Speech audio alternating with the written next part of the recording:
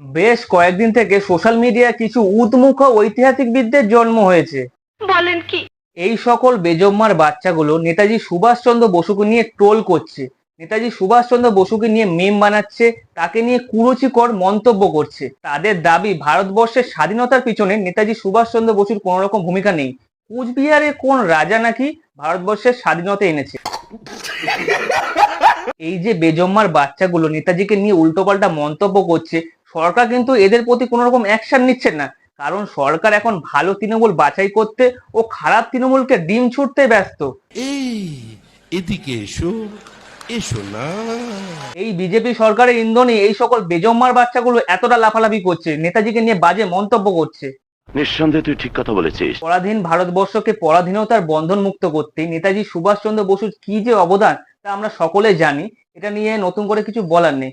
কিন্তু যেটা অনেকেই জানে না সেটা হলো, যারা নেতাজি সুভাষচন্দ্র বসুকে নিয়ে ট্রোল করছে, মিম বানাচ্ছে, উল্টোপাল্টা কুমন্তব্য করছে, তাদের বাপের ঠিক নেই। তাদের যে কটা বাবা মাঝে মধ্যে তারা গুলিয়ে ফেলে, हैं? ये क्या हो गया? তাদের বাবার নাম জিজ্ঞাসা করলে তার চিন্তায় পড়ে যায় কার নামটা আগে বলবে। বলেন কি? বিজেপি সরকার নেতাজি সুভাষচন্দ্র বসুকে গুন্ডা আখ্যা দিয়েছে। হ্যাঁ, আপনাদের বলছি, আমরা এই গুন্ডার জন্যই গর্বিত, বারংবার আমরা এই গুন্ডাকে ফিরে পেতে চাই। আপনাদের মতো স্বার্থপর সুযোগ সন্ধানী নেতাদের আমরা আর চাই না।